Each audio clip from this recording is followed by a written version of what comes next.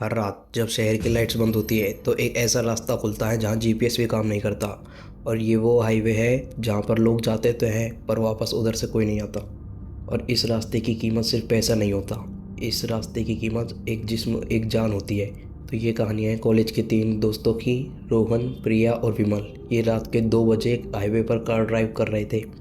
शहर से बाहर निकलने के बाद जीपीएस ने एक शॉर्टकट का रास्ता दिखाया। विमल ने शॉर्टकट लेने की सलाह दी पर प्रिया ने शक किया क्योंकि वो रास्ता जीपीएस में दिखाई नहीं दे रहा था। वो एक बार दिखने के बाद वापस से गायब हो गया। लेकिन रोहन ने टाइम बचाने के लिए तय किया कि हम उसी शॉर्टकट वाले रास्ते से जाएंगे। उसने वो गाड़ी उस शॉर्टकट सुनसान हाईवे पर मोड़ दी। नया हाईवे बहुत ही अच्छा था, स्मूथ था, पर उस पर एक भी स्ट्रीट लाइट्स नहीं थी। कार की बीम लाइट ही एक अकेला दूर तक उजाला करने वाली लाइट थी वहाँ पर बस। प्रिया को अब डर लगने लगा। विमल ने अपना फ़ोन चेक किया तो उसमें नो सिग्नल, उसमें नेटवर्क नहीं आ रहे थे।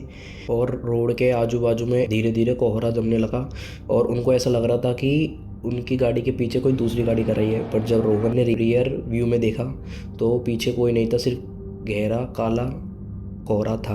लगभग 15 मिनट ड्राइव करने के बाद रास्ते में एक टोल बूथ आया।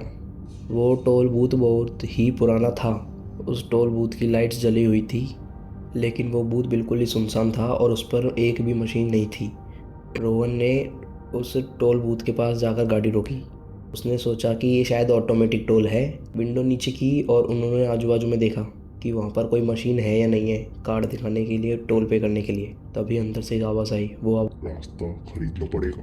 रोहन, प्रिया और विमल तीनों चौंक गए ये आवाज़ सुनकर। उस टोल बूथ के अंदर एक आदमी बैठा था जिसका चेहरा आधे अंधेरे में दिख रहा था और आधा बिल्कुल समझ में नहीं आ रहा था ये क्या है, बस आधा अंधेरे में था। उसने पुराने टोल वर्कर की यूनिफॉर्म पहनी हुई थी जो कि बहुत ही गंदी थी। ऐसा लग रहा था बहुत साल पुरानी यूनिफॉर्म है वो। उसने अपनी पतली पतली उंगलियों से उस टोल काउंटर पर 2-3 बार टैप किया। प्रिया ने रोहन से कहा कि यहाँ पर 100-200 रुपये देकर जल्दी से चलो, मुझे इधर कुछ गलत लग रहा है। रोहन ने अपनी जेब से 500 रुपये का नोट निकालकर उसे दिया।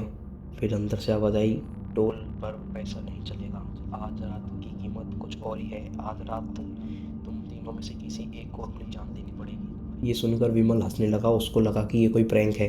विमल ने उस आदमी से पूछा कि वो क्या कह रहा है। वर्कर ने अपना सिर उठाया, उसका चेहरा बिल्कुल सफ़ेद, उसकी आंखें काले गहरे रंग से घिरी हुई थी। चेहरे पर पुरानी एक लंबी चोट की निशानी थी।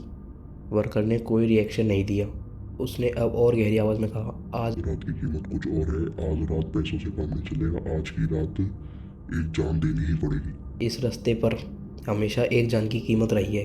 रात के तीसरे पहर में फैसला कर लो कि आज तुम तीनों में से अपनी जान कौन देगा। रोहन, प्रिया और विमल आपस में एक दूसरे को देखने लगे। कार में सन्नाटा छा गया। प्रिया की सांसें फूलने लगी। टोल वर्कर ने धीरे से दरवाजे पर दस्तक दी।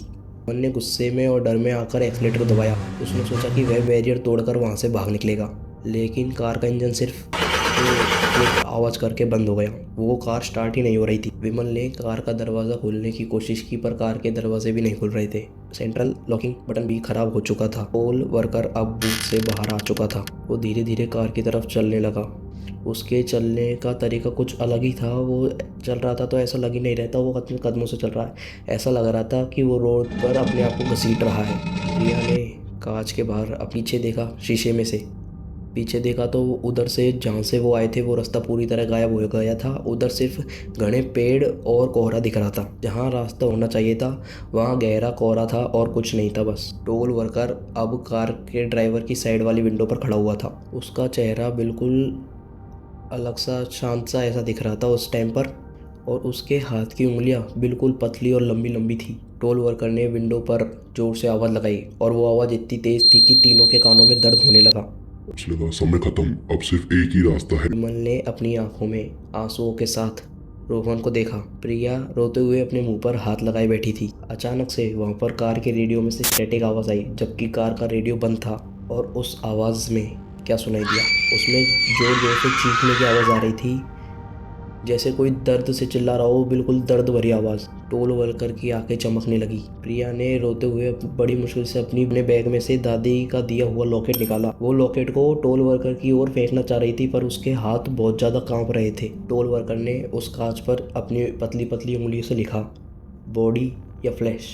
अब कार के अंदर ऑक्साइड और सड़न की बदबू आने लगी, जिसके कारण उन तीनों को सांस लेने में बहुत ज़्यादा दिक्कत हो रही थी।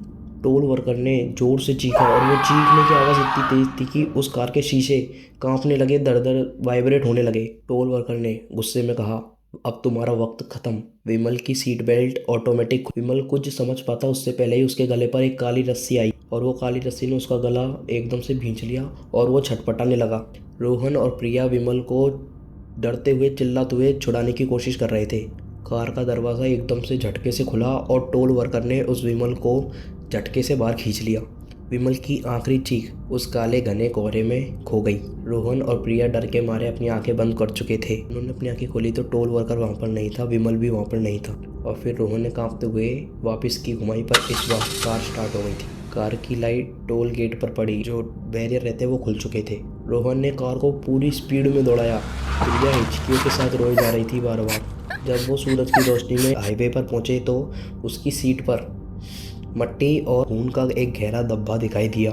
डैशबोर्ड पर खून का खस्ता 500 का नोट जो रोहन ने उस टोल वर्कर को दिया वो डैशबोर्ड पर दिखाई दिया और उस पर एक खून से बनी हुई उंगली का निशान भी था।